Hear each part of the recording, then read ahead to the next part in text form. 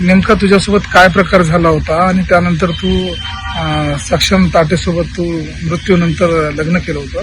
काय नेमकं काय कशी घटनाक्रम कसा होता? मी तर एकदम प्रामाणिकपणे त्यांच्या घरी गेलेले होते. त्यांना मी वचन पण दिले होते. त्यांचं म्हणणं एकदम बरोबर आहे की मी त्यांना वचन दिले होते. त्यांचा मुलगा म्हणून मी त्यांचा सांभाळ करणार, त्यांच्यासोबत शेवटपर्यंत राहणार. आणि पण त्याचा भाऊ माझ्यासोबत बरोबर वागत नव्हता. एकदम असं बॅड इंटेन्शन होते त्याचे मला घेऊन. मला असं टच करत होता. सो मी त्याच्या घरी सांगितलं, त्याच्या मम्मीला, आजीला, अंकलला वगैरे, पण कोणी माझ्यावर विश्वास नव्हते करत. मग एके दिवशी मी असा विचार केला की एवढं सांगितल्याच्या नंतर सुद्धा त्यांना माझ्यावर विश्वास होत नाही आहे, तर पुढे चालून जर काही गलत झालं तर काय म्हणून यांनी विश्वास करतील माझ्यावर.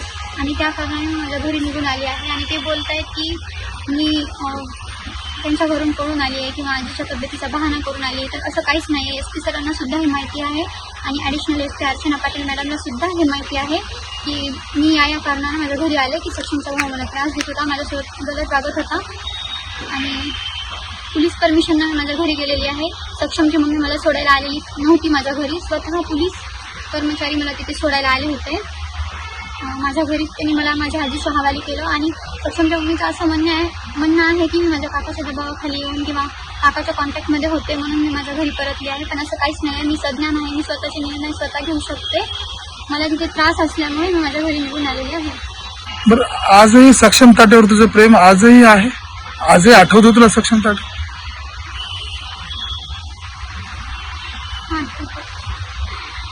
प्रेम कमी झालंय?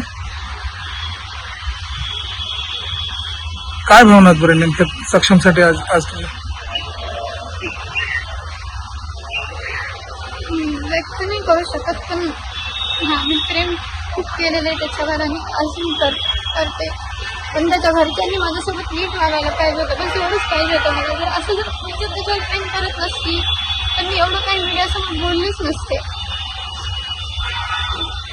आज तू SP साहेबांना भेटायला आली होती. काय नेमकं काय दुःख मांडलं? तेच की त्यांनी अशी फेक न्यूज दिली, मला बदनाम करत आहेत. त्यांचं म्हणणं की मी घर सोडून पळून गेली, बेपत्ता झाली आहे. पण मी माझ्या वडिलांच्या घरी आहे.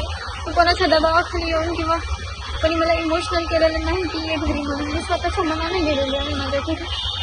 मी शांत राहणार होती, परंतु मी असं सांगणार नव्हती मीडियासमोर की त्याचा भाऊ माझ्यासोबत असं गलत वागला म्हणून. पण त्यांनी हे काल जी फेक न्यूज दिली त्यावरून मी स्वतःला रोखू नाही शकली आणि मी बोलले असं. आणि ते असं बोलत आहेत की सक्षमच्या वडिलांची डेथ माझ्यामुळे झाली वगैरे. पण खरं तर सक्षम जेव्हा औरंगाबादच्या हर्सुल जेलमध्ये होता तेव्हाच त्याच्या वडिलांची तब्येत ढासळली होती. आणि राहिली गोष्ट याची की असे लोक बोलत आहेत की ते मी निघून आल्यामुळे गेले म्हणून. हा, मी समजू शकते त्यांचा मुलगा गेला, त्यांना या गोष्टीचं दुःख होतं. पण तुम्ही त्यांच्या घरी पाहू शकता, त्यांचे मेडिकल रिपोर्ट्स आहेत. त्याच्यामध्ये साफ दिसतंय की त्यांचे पूर्ण इंटेस्टाईन्स खराब झाले होते ड्रिंक करून करून. आणि त्या कारणाने त्यांना जेवण जात नव्हतं आणि ते जेवत नव्हते आणि त्या कारणाने त्यांची डेथ झाली. तुझं काय म्हणणं आहे आता? सक्षमच्या आई वडिलांनी असं माझी बदनामी करू नये, काय म्हणणं आहे तुझं? सक्षमच्या मम्मीनं असं मला बदनाम करू नये एवढंच म्हणणं आहे माझं. लोक एवढे वाईट कमेंट्स करत आहेत. लोकांना रियालिटी सुद्धा माहिती नाही की माझ्यासोबत तिथे काय घडलं आहे, कसा वागत होता त्याचा भाऊ, काय नाही. यांची बहीण जर माझ्या जागी असते तर ती राहिली असती का त्या ठिकाणी? यांनी राहू दिलं असतं का तिला? आणि तिनं जर असं माझ्यासारखं डिसिजन घेतली असती त्यांनी स्वतःच्या बहिणीला आणि असं कोणाला पण बदनाम केलं असतं का? एवढंच बोलायचं आहे मला. मला जे योग्य वाटलं ते निर्णय मी घेतला आणि माझ्या घरी परत निघून आले. आणि एवढंच महत्वाचं की माझ्या घरच्यांनी मी एवढं करून सुद्धा मला परत घरामध्ये घेतलं. आता तू कोणासोबत राहतेस? माझ्या आजीसोबत राहते मी, माझ्या वडिलांच्या घरी. काय मागणी आहे? ट्रोलर जे करतायत, ट्रोलर जे लोक कमेंट्स करतायत त्यांना काय सांगशील?